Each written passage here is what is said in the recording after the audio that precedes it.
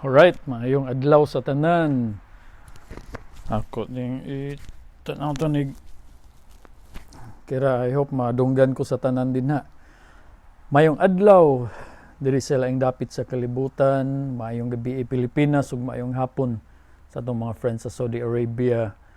Welcome sa ato ang Chain Breakers Grace Ministry weekly dose of God's Word. Pasensya na kayo sa mga niaging semana nga wala ta naka-live, wala ko naka-share sa inyo sa pulong sa Ginoo, wala ta naka-Bible study kay tungod nagsakit ko, no, akong physical nga lawas nagsakit. Pero salamat sa Ginoo sa iyang hope, sa healing nga iyang gihatag nako, ug salamat sa mga nagpray. Kanang naay daghan ng utana nga COVID related ba, makaingon ta bang God forbid, no? Actually na ako'y nakaon nga kanang dili maayo, no, nga karon pa ko nakabantay nga dili ay mudawat ang lawas ng pagkauna, so akong giundangan, no, kanang pero sa una si gakaon ko ana nya karon ra noon nga edad na ta mura manuog di na mudawat itong lawas ng pagkauna. Alright, unsa man natong topic karon? Naay daghan ng utana ba or daghan ka nang naghisgot about anang gitawag nga faith, no, kanang pagtuo. Actually ato na ning na-discuss sa una, pero ning come up ni siya nga study karon kanang specifically sa kanang gitawag nila faith like a mustard seed, no. Kanang karon tagsa na lang kayo ta makakita og mustard seed labi na sa Pilipinas. Ambot lang kung naaba na dinha sa Pilipinas ng mustard seed, ang seed jud mismo, no, kay dinhi sa US naapay mustard seed gyud, no, makita ba nimo naapay mga tindahan nga gapamaligya ng mustard seed. Ang uban actually mustard na lang kanang ketchup ug mustard mo isagol ba kanang yellow nga color gani. Pero ambot lang kay ako, kung wala ko nakanhig Amerika, wa gyud ko kailaan ng mustard seed or mustard nga ipari sa ketchup, no. Sa Pilipinas naa kita na ko ana, pero di gyud ko ganahan ang mustard. Pero di ta maghisgot karon og kanang mustard or ketchup. Atong hisgutan karon is unsa may gipasabot ana ni Jesus kanang gitawag nga faith like a mustard seed, no. Unsa may pasabot ana natay nakoy gustong nga tan-aw nato nga mga passages ani aron dili ta mag-speculate lang kay lisod na kaayo, kay mo nagingon ni Paul sa Colossians chapter 2 verse 8 nga pagbantay, no, pagbantay sa mga tradisyon nga binuhat sa human understanding lang, no, nga bisan sa mga sermons karon magbantay ta kung sa atong madunggan, kay usahay atong madunggan sa mga sermons is sugar coating kayo, sugar coated siya nga lami kayo siya paminawon, but in the end mo end up ka nga kanang burdened ka, no, kay ang religion lets you do this and do that, but the grace of God lets you rest. Kay mo nagiingon ni Paul sa Hebrews chapter 4 verse 11 nga see to it that you work hard to enter that rest, no. Dili ingon nga see to it that you work hard to do this and to do that thing aron mahimaya ang Ginoo or mahimo tang right dinha sa Ginoo, but to take that rest, which is mo tay nahitabo gihapon ni Mary og ni Martha nga ang usa galingkod atubangan sa kang Jesus, dayon ang usa gasigi siya og work gyud. Iha pang gibadlong si Jesus, iha pang giingnan nga patabanga sa na siya diri nako. Pero niingon si Jesus nga kuan mas na-please siya sa usa nga galingkod lang, no. Pero mao ni karon unsa man ang faith like a mustard seed. Now ato nang tan-awon kanang mustard seed nganong gi-example man ni Jesus as kanang hyperbole ba, or nganong gi-example man ni Jesus nga nahimo siyang mura og kanang parable, or ambot kanang parable by tawag ana. Example niya ba nga atong faith, atong pagtuo Nganong inana man lang jud kagamay nga ang iyang gusto nga atong ipakita. While ang uban nga mga sermons nga atong madunggan is kinahanglan padakon jud nato atong faith. Pagkagamay si mo pagtuo, ingon ana gani, which is mao po nag-ingon ni Jesus sa mga disciples katong naa sila sa boat, kato ganing na ay storm nga niingon si Jesus pod nga pagkagamay sa inyong pagtuo. But mo na dayon na nga atong tan-aw na siya by context. Now anhi lang usa ta sa faith like a mustard seed. No, dili usa na nato ikumpara sa katong giingon si Jesus nga pagkagamay sa inyong pagtuo. Di ba? Now, ang mustard seed, dili kayo na siya impressive nga seed. Kaya ngano man, kung ana ka, nganong dili kay siya impressive, kay sa iyang pagkagamay, sa iyang pagkadal, o insignificant kaayo kung imo nang i-compare sa glorious nga kingdom sa Ginoo. Kay, hunaw na agad, ang mustard seed man god, ingnanin na siya. Nganong dull man kaayo na. Nganong insignificant man kaayo na siya kung imo i-compare sa kingdom sa Ginoo. Kaya ang mustard seed, gamay rin kayo na siya nga seed. Although dili siya ang pinaka-smallest jud nga seed, but sa time ni Jesus, smallest na siya nga seed in terms nga sagbot na siya. No? Mustard seed kanang common na siya sa agricultural nga product sa time ni Jesus, nga fast growing na siya, no. Bisan man gani sa Southern California, I know nga katong mga naa sa California makasabot mo ani or kanang nakakita mo ani kung unsay itsura aning mustard nga tanom jud mismo nga sa California sagbot ra na siya, no. Pero sa Bible sa time ni Jesus sa Palestine, which is didto na siya ga-grow jud og daghan jud, ang kaning mustard nga seed, it grows like a bush, no. Actually morning ko ang pinaka first nga odd nga thing nga imo i-compare sa kingdom sa Ginoo, no. Ano na, kung usa ka tawo magtanom og mustard seed sa time ni Jesus, naay makadungog ba nga ang mustard kuno is, ang uban, nagunahon na nga ang mustard seed, mo grow na siya into a tree. Kaya nga naman, kaya mo may giingon ni Jesus nga, kanang it will grow like a tree. Diba? Kanang, ang usa ka tao, inigplant ano niyang mustard seed, it grows into a tree. Mo na itong ginahon na. But, mo na siya, igsoon, or higala, ang mustard seeds don't grow into trees. Dili na siya kahoy. Although, kung imong tan-awon, imo nang i-research sa Google, imo na i-Google, ang Palestine mustard bush, imo nang tan-awon, mura na siya kahoy. Dako na siya nga bush. Dagko nga na siya og ganang lawas, nga mura gyud na siya kahoy. No? Thus, mo nang gigamit na ni Jesus nga hyperbole na to make a point nga kani siya nga kind of tree. No, it is otherworldly. Kana bang murabag dili kung sa lain bang espiritu, murag dili ingon nato ba? No, murag dili ingon nato ba kung sa lain pa nga kahoy. Mura siya kahoy pero dili siya kahoy. Sagbot siya. Pero kung imong tan-aw mura gyud siya og kahoy gyud. Kaya nga naman ang iyang itsura mura gyud og kahoy. No? Just like mo giingon ni Jesus sa John chapter 8 verses 23 to 24. Niingon si Jesus sa mga disciples niya, sa mga believers, nga you are of this world. Kamo mga tawhana, or kamo mga tao, gikan mo diri sa kalibutan, physical nga kalibutan. Then niingon si Jesus, I am not of this world. I told you that you would die in your sins. Mamatay mo sa inyong mga sala. Kaya nga naman, tungod sa corruption, tungod sa nahitabo nga kanang na-separate na ta sa glory sa Ginoo dito pa sa Garden of Eden. Kay tungod lagi nga kining pili si Adam ug si Eve. No? Then akong padayunon sa John chapter 8 verses 23 to 24. Ningon si Jesus, I told you that you would die in your sins. If you do not believe that ningon si Jesus, that I am He, you will indeed die in your sins. No? So imong tan-aw ng John chapter 8, ningon si Jesus, if you believe, No? Wala niingon si Jesus nga if you plant more faith or if you plant more mustard seeds, kung dili lang usa, maluwas mo. Wala niingon si Jesus. Niingon lang si Jesus nga if you believe.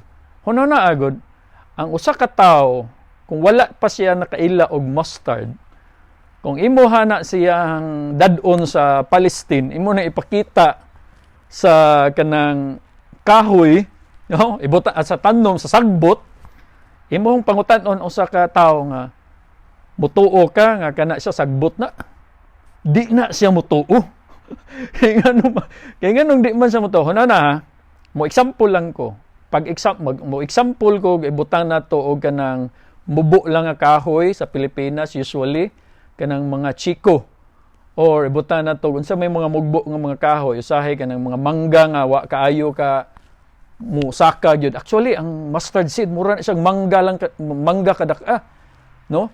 For example hono na ang usa ka tawo imong ipatan-aw og mangga nga kahoy ingnon nimo nga mutuo ka nga kana di na siya kahoy, mutuo ka nga sagbot ng mangga, di na siya mutuo kay ngano iyang nibaw-an kahoy jud ang mangga. Pero patan-awa na siya og mustard nga bush or mustard nga sagbot ngadto sa Palestine.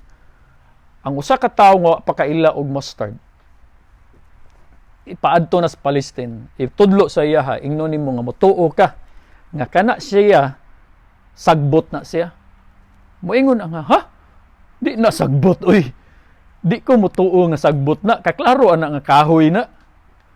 Kay ngano man kay ang iyang itsura mura jud og kahoy. Mo na ningon si Jesus, if you believe that I am He, you will be saved. Mo na ningon, mura ra nagdingingon ba si Jesus ba kung mutuo ka nga kana siya nga sagbot o kana siya dili na siya kahoy sagbot na, then kanang you will be redeemed. Ingon ana ba? No? Now atong tan-awon ang Matthew chapter 17 verse 20. Klaro kayong giingon ni Jesus, no? If you have faith like a grain of a mustard seed, no? Simple ra kayo, ning require si Jesus og single nga seed. Usa ra gyud kabuk, di nimo pwede duhaon or tuloon aron mo imo siyang itanom, mo dako siya, no? Usa ra gyud, no? Imo nang itanom ang usa ka buok liso sa gamay kaayo, mas dako pa siguro ato muta, no? Sa mustard seed. Inigtubo ana niya. Dako kayo na murag kahoy, no? Dako kayo na siya pero sagbot na. Ang putana na nganong example man ni Jesus na pwede ra gud siya nga mo example og kahoy, di ba? Nganong sagbot man ang iyahang example, no? Karon when you became a Christian, akong pangutana, no? How many times nga ning ampo ka sa prayer of acceptance? Ang uban gani dili na importanteng kanang prayer of acceptance. Kana ganing prayer of acceptance nga, Lord Jesus, kanang I know that I am a sinner. Sorry, please forgive me of my sins. I accept you into my life. I believe nga ikaw ra ang makaluwas nako. Kay mao gyud na siya ang prayer, no? Although dili siya word for word nga imong istorya, but mo na siya ang gitawag na tog pattern of prayer nga mutuo ka sa Ginoo. Ang uban gani di na mo pray ana. Ang uban kung muingon lang sila nga Lord Jesus, I believe nga ikaw ray makaluwas nako. Then mao ra na. No? Mao ra na. Then once you're in, you're in. Sa Revelation chapter 3 verse 20. Giingon din niingon si Jesus nga, I stand at the door and knock. If anyone hears my voice and opens the door, ningon si Jesus, I will come in to him, I will dine with him, and he will be my friend. Now, ang pangutana, how many times nga ning require si Jesus nga atong i-open ang portahan? Kausara.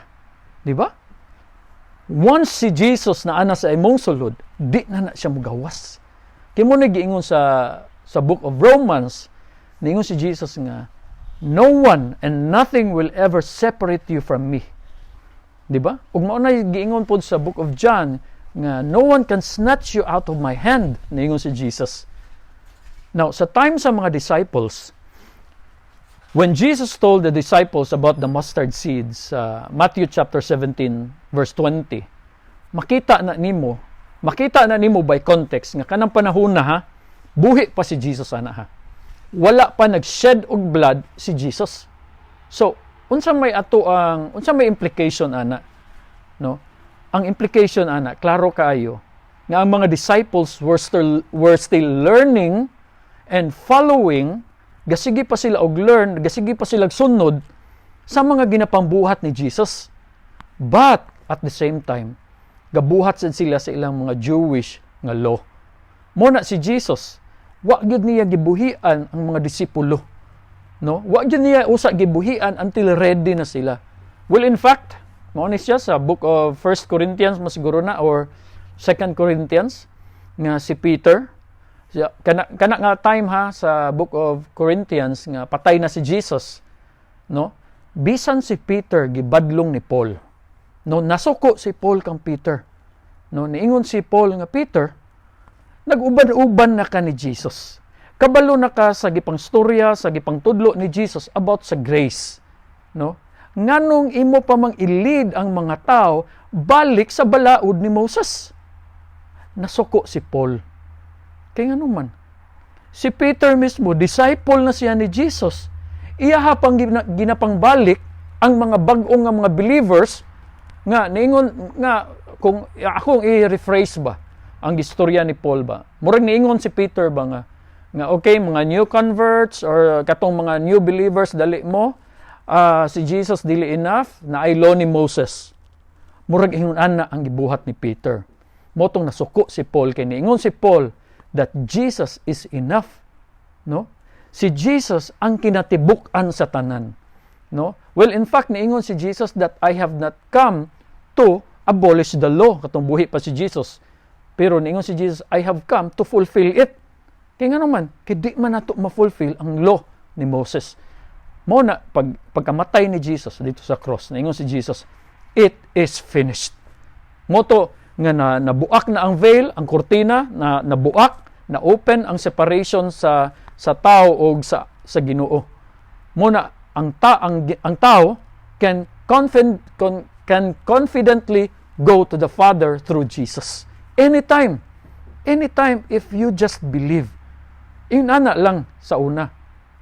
Inuna lang karon. Kay sa una ang nahitabo sa law ni Moses, sa panahon ni Moses, to go to the Father, kinahanglan na asa kay i-sacrifice, no? Kinahanglan na asa kay magpaula sa kagdugo, no? Mag-sacrifice kag animal sa altar aron mahimo kang humot nga halad ngadto sa Ginoo.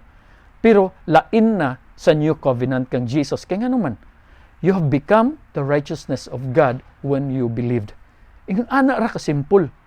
Now, the Holy Spirit, ang Holy Spirit wala pa didto sa panahon ni Jesus, katong pag-ingon ni Jesus nga kinahanglan na amoy faith like a mustard seed, no?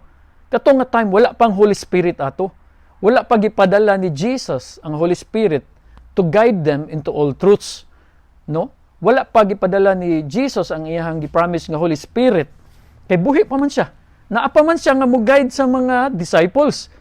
Nganong kinahanglan man sa mga disciples ang Holy Spirit kung ang actual nga Jesus, kung ang actual nga God gauban-uban sa ilaha. Mao nay purpose sa Holy Spirit nga katong pagkawala ni Jesus na, katong paglingkod na ni Jesus sa tuong bahin siyang amahan, iyahan ang gipadala ang Holy Spirit kay ang Holy Spirit will tell us of all the truths sa karong panahon na nga wala na si Jesus ba. Kaya nga naman, si Jesus is the same, ang Holy Spirit is the same God. Ang Holy Spirit is the same Jesus. Usara na sila nga Ginoo, no? Mo na siya nga si Jesus karon in the form of the Holy Spirit, in the form of another God, no? Kay naa may three gods, three in one, no? God the Father, God the Son, Jesus, o God the Holy Spirit. Nga kung unsa giingon ni Jesus, mo na istorya sa Holy Spirit sa ato karon. Mo na sa katong panahon nga niingon si Jesus nga kinahanglan na mo faith like a mustard seed, wala pang Holy Spirit atong nga mo guide sa ilaha kay naa pa siya, Nakuha na to. No. Mao ni. Although Jesus was with them, Jesus was training them para sa future. That is why many times Jesus told them, no, to have a faith like a mustard seed. Kaya nga naman, because they were Jews. No? Ano na? Because they were Jews, they had the tendency, na sila tendency to act according sa ilang nahibawan. Unsa may ilang nahibawan? They perform according to the law. They perform according sa works nga kinahanglan ako ning buhaton, kinahanglan mo perform gyud ko aron mahimaya ang Ginoo. Mo na until karon, sadly, unfortunately, until karon nadala na nato nga moingon ganita nga, Lord, kani akong ginapangbuhat, ako ning ginapangbuhat aron mahimaya ka, Lord. Di ba? Atong giangkon ang mga maayong buhat kay aron natay contribution para sa Ginoo. Pero sa New Covenant igsuon, sa Philippians chapter 2 verse 13, it is God who works in us and through us, no? Putting in us His desires, no? Aron ma-please siya. So, dili na kita ang gapangbuhat sa mga good works. Ang mga good works gikan na sa Ginoo tanan. Mo nang giingon sa Ephesians chapter 2 verse 10 nga we are created new sa katong kuan for by grace you have been saved through faith ra gyud, not by works, so that no one can boast. It is a free gift from God.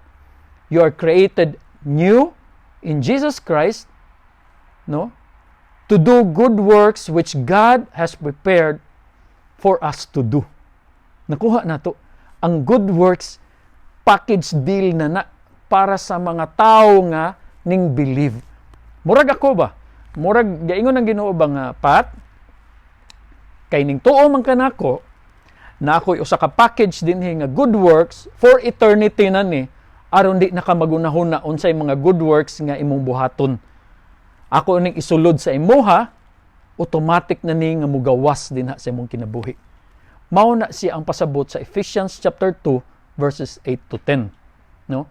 Now, when Jesus told the disciples about the mustard seed, He told them that the seed would grow like a tree instead of a weed. Nga naman, it's because again, gidescribe ni Jesus nga ang mustard seed, it is out of this world. Mura siya kahoy nga dili. No? A hyperbole. Because Jesus wanted to show them, ang mga disciples, that a weed can possibly root like a strong founded tree. Nakuha na to. Huno na agad, sagbot nga murag kahoy, nga mas ligon pa siya sa uban nga kahoy. Muna niingon si Jesus, kay ako, I am out of this world. I am the strongest, I am the most powerful being. Kinsay mo tuo sa ako, they will be like me. No? Nakuha na to. Now, why was the mustard seed made as an example? Because it is the only weed, no? The only sagbot that gives comfort to the living. Unsa may pasabot ana? Kay sa panahon ni Jesus, ang mustard bush kanang murag kahoy sa tanan kahoy sa panahon ato ni Jesus, it is the only comforting kahoy nga ginatugdunan sa mga langgam, no, nga ginapuy-an sa mga mananap, sa mga unsa ba mga hayop. Kay nga naman, it is very comforting, kanang cool kaayo ang atmosphere, ang unsa ba, ang ambient sa kahoy mismo. Muna ningon si Jesus nga ang mustard seed, ang faith, kung naakay faith like a mustard seed, it will grow strong, and when it will grow strong, naakay rest. Nakuha na to. As small as it is, no? As small as it is, strong kaayo siya. And faith should be like that. No? Dili na kinahanglan nga aron mo grow ang imong faith og strong, magtanom sa kag strong pud kanang dako nga seed. Di ba? Dili ingon ana, it doesn't have to be a big seed to grow a big strong tree. Mo na siya maigsuon. Once the seed is planted, it will grow strong. What does it mean? Huna-huna mag-isuna. Kita ang ang pulong sa Ginoo gitanom diri sa tuwa. Kita ang yuta. No? Now, dili ikaw ang gapatubo ana. Kung imo lang ang gidawat kana siyang gamay nga seed sa imong kinabuhi, ang Ginoo ang magpatubo ana. Kay nga naman, because ang imong kinabuhi imong gi-open din sa Ginoo, kay tungod nagsalig ka ing ana ra ka simple. No? Nakakita ka sa mustard seed, kung makaila lang ka sa mustard seed, moingon ka nga ako ning dawaton. For example, naimuhatag sa imuha, naimuhatag sa imuha ang usa kay coconut seed, ang usa kay mustard seed, papilion ka asa imuha ani aron mo grow strong ka. Of course, ang uban kay tungod magtan-aw sila kay dako kaayo ang coconut seed, magtan-aw sila nga rikos coconut seed kay mo grow ni og strong. Pero kung imo lang yun ilhon ang duha, mo na kinahanglan by knowledge. No, kung imo lang ilhon ang duha. Kung kabalo ka nga kana mustard seed mo ka adto ko sa mustard seed, no, kay mas lig-on pa na siya sa coconut. Kay nga naman because of that knowledge. Kinahanglan imong ilhon usa bisag kanay mga sermons karon. No? Kinahanglan imong ilhon ang imong madunggan. Kinahanglan akay knowledge, kinahanglan kanang discerning ka bisan sa word, bisan sa mga sermons, sa mga preaching sa simbahan, discerning ka nga unsa man na, asa man na siya gikan, lig-on ba na siya nga preaching, lig-on ba na siya nga teaching. No? Kaya nga naman, ang balaod ni Moses, no, every time gani mo adto kag simbahan, makadungog kag mga preaching, mga sermons, once gani nga ma-burden ka ana, once gani nga tagaan ka og mga works, do this and do that aron mahimay ang Ginoo, kinahanglan mo perform ka, kinahanglan magpakita jud kag faith nga dako kayo. Once gani nga ma-burden ka kay magunahon na ka bang daghan nagbuluhaton daghan nagbuhaton ako aron ma-please ang Ginoo once gani nga ma-burden ka, then mo na siyang dagko kayo nga mga seeds nga mo grow nga huyang.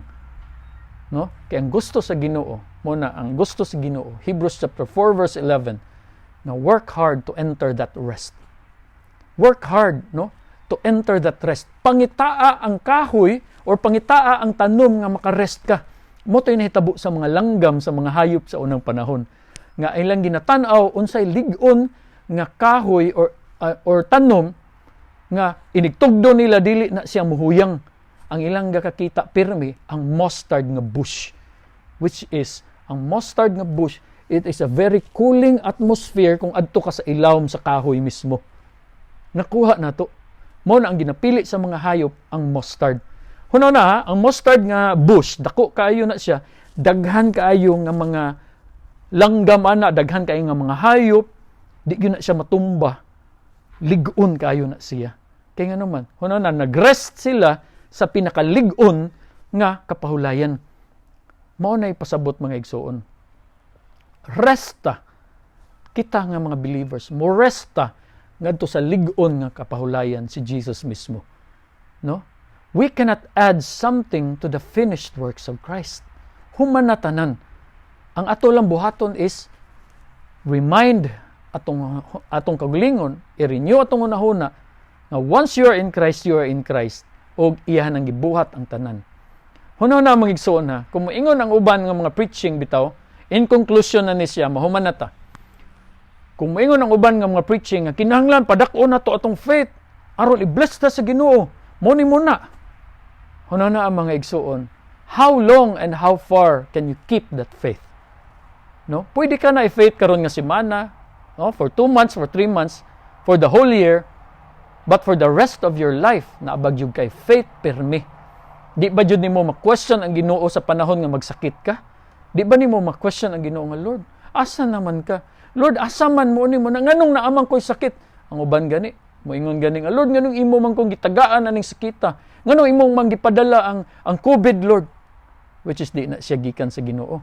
Gikan na siya sa corruption sa kalibutan. Tungod sa nahitabo sa choices ni Adam ug ni Eve. Until karon naa na siya. That is why ginaredeem ta ni Jesus, ginaredeem ta ni God. Og ang iyang redemption nahuman na. Nagpaula na siya og dugo sa Calvary.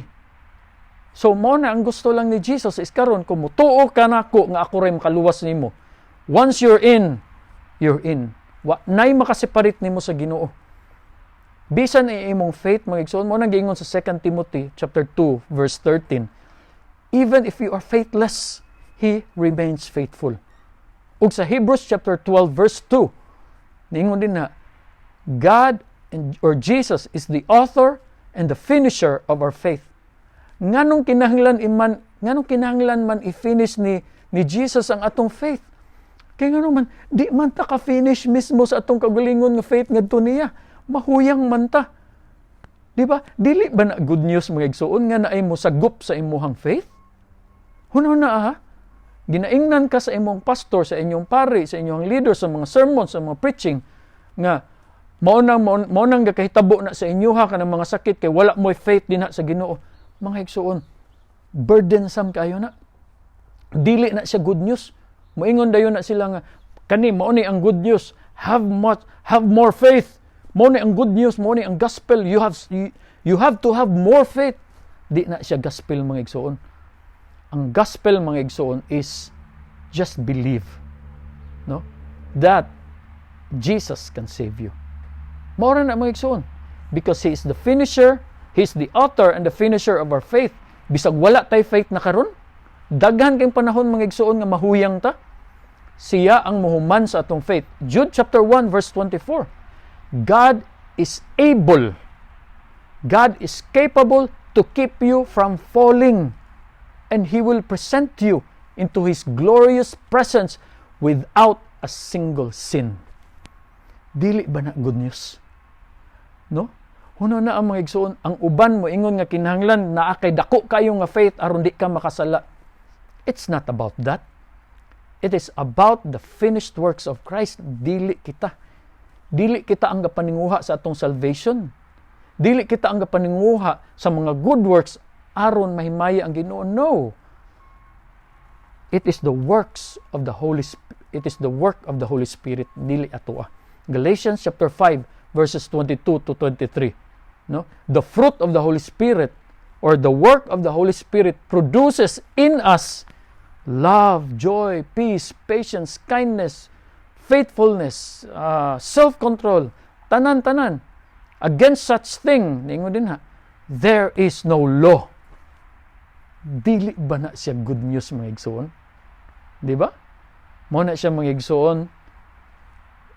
Of all the bad things nga atong nabuhat, mga igsoon, just renew your mind.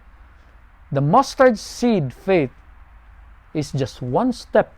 Karon, it is just one step of renewing your mind.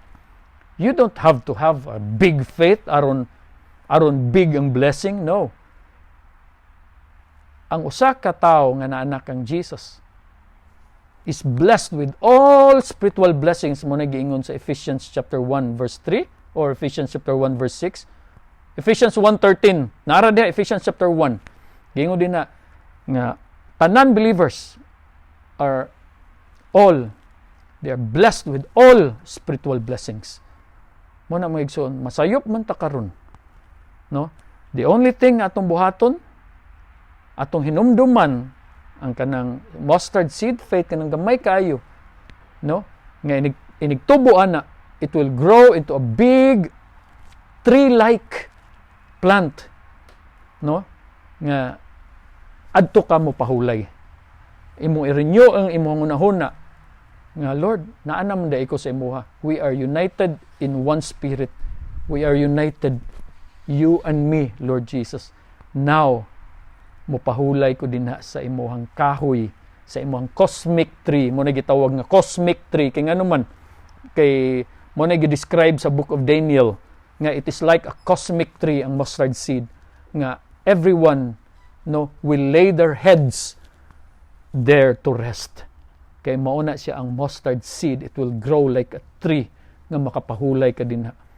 Mauna siya ang gitanom ni Jesus, mauna siya ang gihatag sa atoa ang kapahulayan. Matthew chapter 11 verse 28 niingon si Jesus, "Come to me, all you who are weary and heavily burdened by religious rituals that give no peace, and I will give you rest, refreshing your souls with salvation. Mao na siya ang original nga version sa Matthew chapter 11 verse 28 sa amplified nga version. Basahan na siya. Maayong adlaw sa tanan mga igsuon. Ayaw kabalaka kung mawalaan kag faith, kay ngano man si Jesus ang mahuman ana. Si Jesus ra gihapon pinaagi sa Holy Spirit will guide us into all truths. Ang kuan ra gyud ana mga igsoon is once you're in, you're in. Wala nay makasnatch nimo sa mga kamot sa Ginoo. Mayong adlaw mga igsoon, amping ang tanan, and God has blessed us all.